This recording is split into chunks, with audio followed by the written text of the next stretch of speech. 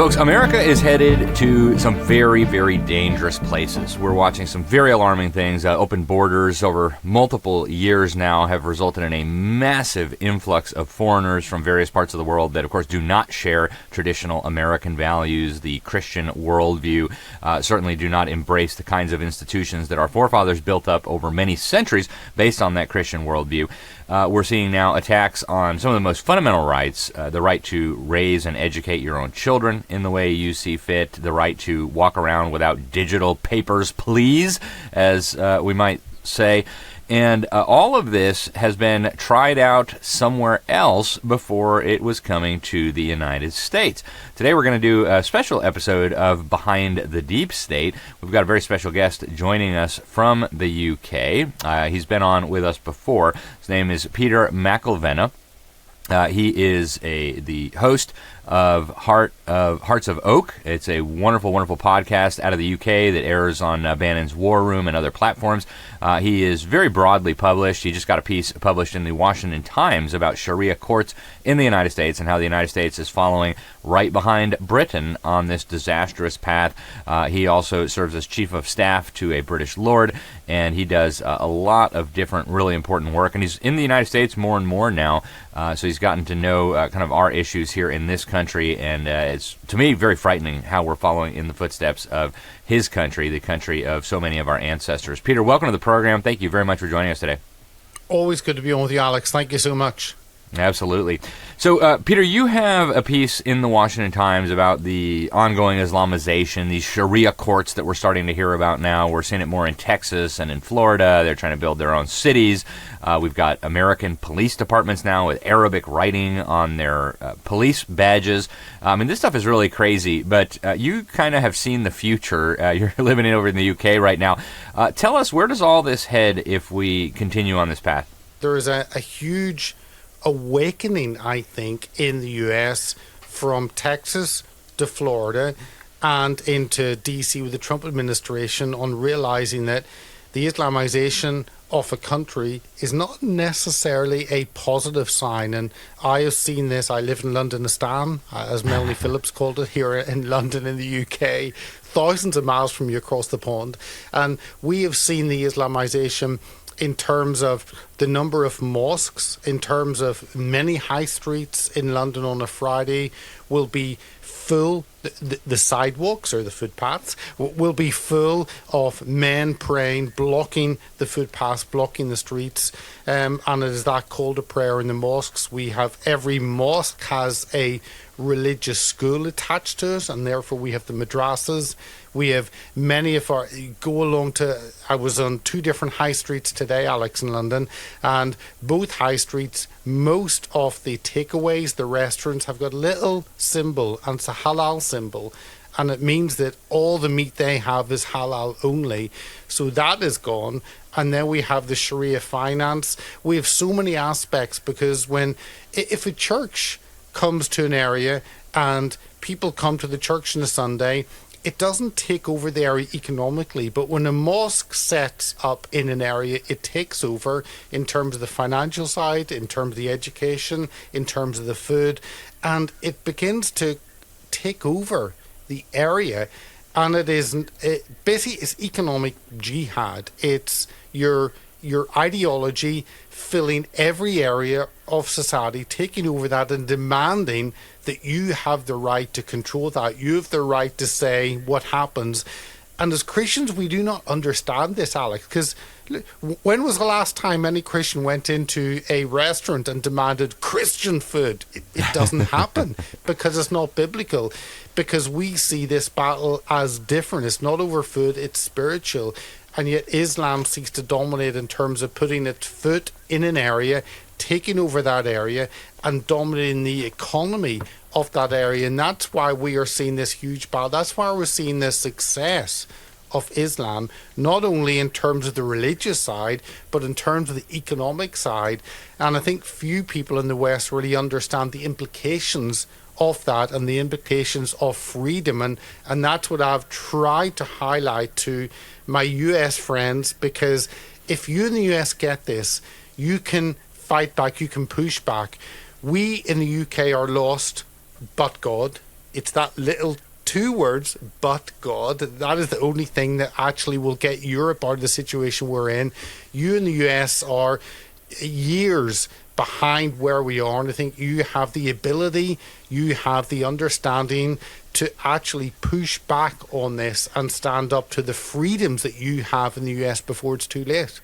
Yeah, we're seeing a lot of those same problems. You're right, not nearly on the scale that Britain or Sweden or France or Germany are seeing it, but certainly these same trends are very well advanced here. In fact, all over now, even in Republican states, you've got Islamic schools, madrasas, that openly brag on their website. They're teaching Quran and Allah, Uber Allahs, strict Sharia, jihad, all the rest of it.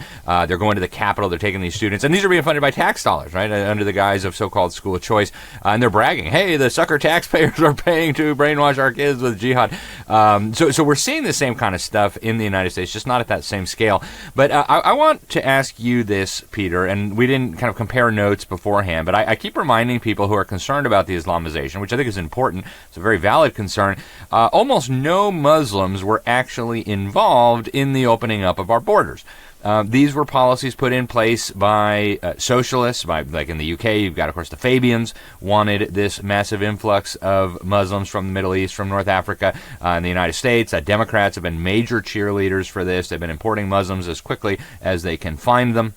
So you've got communists, you've got globalists, you've got socialists, you've even got LGBT activists calling for more Muslim importation.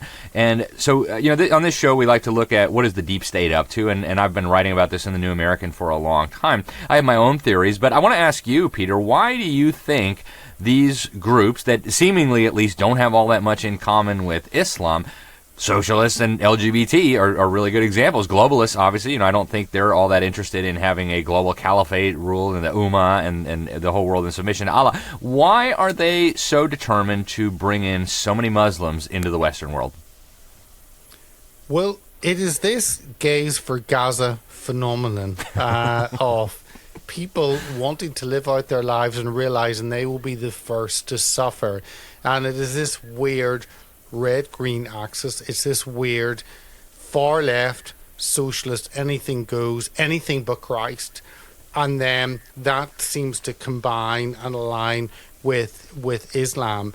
So it is this weird idea that we're seeing. And Alex, I get your point 100%. My anger in the UK is against the establishment that have allowed this to happen. It is against our political figures who seem to never apologise. And we had a so-called conservative government, conservative in name only, in the UK from 2010 to 2024.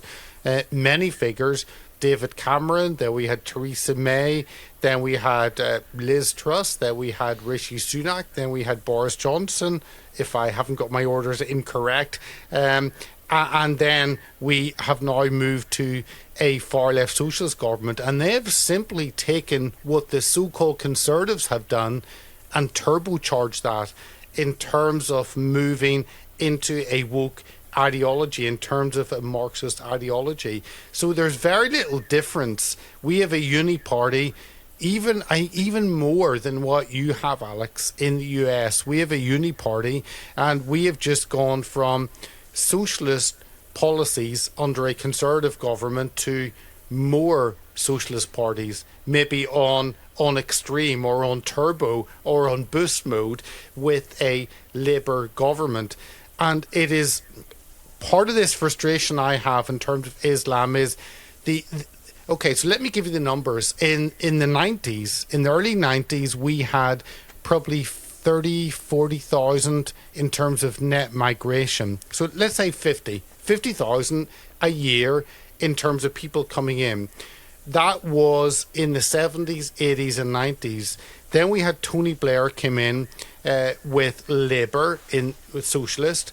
But this was carried over by the Conservatives from 2010 to 2024. And we are now at 970,000. So we've gone from 50,000 to 1 million. That is 20 times the increase. And we wonder why we are in a situation. So I 100% agree with you, Alex, that the frustration is it is against not those people who are trying to come in terms of mass immigration. It is against the politicians and the media for allowing this to happen. And the same issue with Islam. It's not anger against Islam for growing. It's anger against us for allowing this to happen. It's anger against us for saying you can have halal only food shops. You can have halal only schools. If you have 3 or 4 or 5 Muslim children in a school of 1,000, hey, we'll go full halal. Your Church of England school, we don't care. We'll go full halal. And I know a Church of England school 2 miles from me that all the meat they serve is halal only. It is a large Church of England school, a large Anglican school, who claim to follow Christ, and yet because they have a handful of Muslim students, they acquiesce to that ideology instead of saying, no, that is not going to be acceptable. And this happens across the board, and we are seeing more and more churches being bought up and becoming mosques, and we see a massive shift in our society, Alex, in the UK, from a church on every corner to a mosque on every corner. I remember going up to the Midlands, it was like 15 years ago, and I got there and I was shocked because I kept hearing the call to prayer. I kept seeing mosques all over the place, and I realized this area that was traditionally a Christian community in the 50s, 60s and 70s had become fully Islamicized. And unless we are willing to call this out and say, is this good or bad for society? Because it cannot be neutral. Either is a positive thing that Islam seeks to dominate and destroy Christ, or is a negative thing. And if it is a negative thing, we need to do something about it. We need to hold our politicians to account. We need to hold our media to account for allowing this to happen. So I 100% agree with you, Alex, that my anger, probably yours, is against our institutions, our political systems, our media, our supposed churches for acquiescing, falling down and giving over the space to Islam. Well, Christians said it is not up to us to be in the public sphere. We should be doing Bible studies and prayer meetings inside the 4 walls of a church, and the country burns down, but as long as we can have 30, 40 people at a Bible study in midweek, it's irrelevant what happens to our country. And that's where we are in the UK. I think you in the US are further behind, but you're on that trajectory to Christians walking away from the public sphere and giving it over to anything. And into that vacuum goes not nothing, but into that vacuum goes dominant Islam that we are seeing taking over many of our institutions. Yeah, it's truly amazing what's happening. We're watching the repaganization of the Western world. We're watching the Islamization of the Western world. And for 1,400 years, to be fair, jihadist armies have been trying to conquer the West. And they have repeatedly entered into Europe. They took over the Iberian Peninsula. They tried to go all the way to France. They were stopped by Charles Martel. They tried to march into Vienna. Thankfully, they were stopped by the Viennese in the 1600s with help from the Polish king, Jan Sobieski. So this has been an ongoing thing. The Battle of Lepanto, over and over again, the Muslims have tried to take over the Christian West, but they have been repelled militarily by armed force, and that has kept the West secure. Now, our politicians have just opened up the gates. They bombed a bunch of Middle Eastern countries and then said, hey, why don't you come to ours? It's truly amazing. And, I've spent a lot of time in the Middle East. I encourage Westerners, before you sell out your heritage, before you go full-blown and allow your country to be taken over, go spend some time in the Middle East, right? Go try it out. Iraq, Syria apparently is nice this time of year. You can check out, all kinds of places. You could go to Turkey, you could go to Jordan, you could go to Lebanon, you could go even to the wealthy Arab states and see, is that what you want for your country? And my guess is most people, after doing that, would say, I think I liked it the way we had it before. But not to worry. Keir Starmer, Fabian Socialist, Prime Minister of the UK, he's going to get this problem under control by giving everyone a digital ID that will be mandatory if you want to work, right, Peter? But don't worry, it's going to be free. Is this really going to solve I can't even believe I'm asking this, but is this really going to solve the problem of illegal immigration? Well, let me try and answer without laughing at the stupidity, because we have politicians who obviously think we are stupid, and the media perpetuate this lie that these people that are coming over illegally, remember, mass immigration, these individuals come from war-torn countries, supposedly. Well, I don't think it's necessarily the right of every country to welcome every individual from every other country that is at war.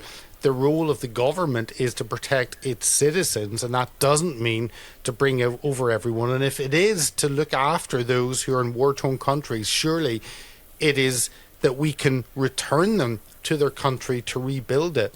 But we have forgotten that concept. We have individuals that come through all the way through Europe, get to France, and France isn't good enough because wine and cheese and wonderful food is not good enough in France. No, they must get to the UK. And why must they get to the UK? It seems to be because we have policies, we have tax incentives, we have benefits that pull them in. Because France is a safe country. I mean, as much as the English hate the French, it's still a safe country. It is perfectly safe. And yet these people, they line up on the shores of France to get over that small stretch of water, the English Channel, in dinghies, in inflatable boats to get to England. Because when they arrive in England, funnily enough, they find they're put in a hotel immediately. I mean immediately. The Royal Navy, who are supposed to protect our borders, they act as an Uber lifeboat service, and they bring them in. They pick them up, they put them in a hotel. Don't worry, you don't have any passport because you've just set fire to it on the boat over because you want to hide that you're not from a war-torn country. Hey, don't worry, we will put you up in a hotel. We will give you a bank card. It will have money on that you can spend each week. You're not, no tags, no...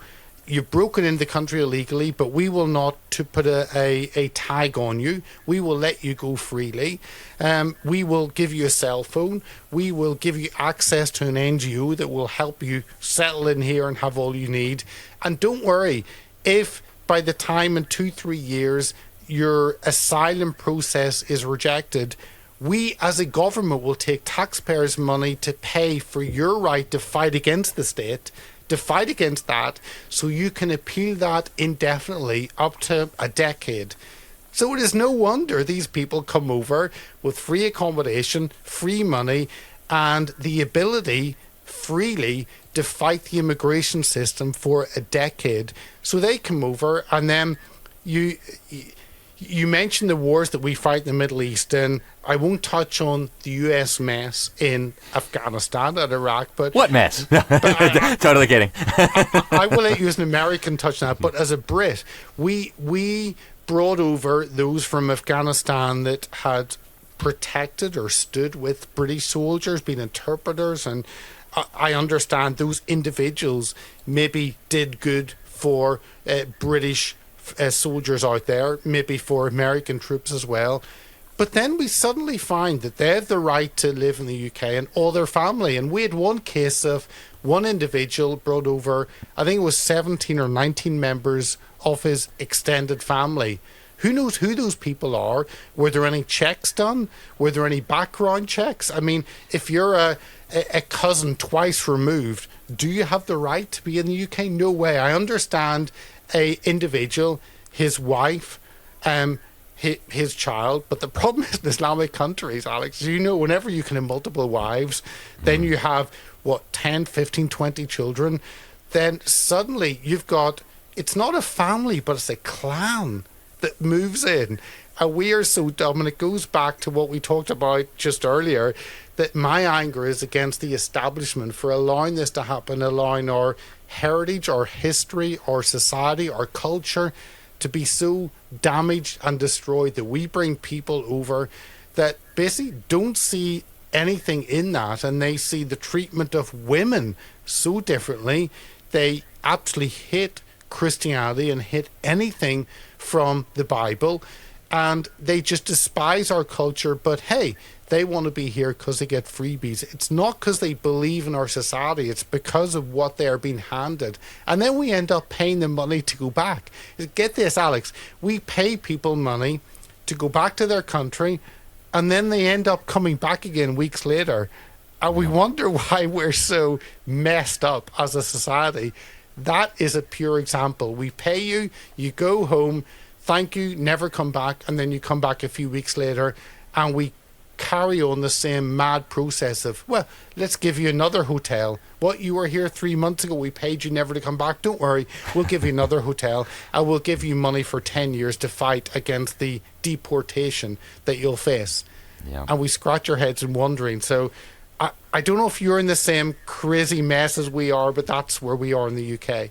Yeah, well, we're moving rapidly in that direction. We just elected, of course, an Islamo-Marxist as the mayor of our biggest city, New York City.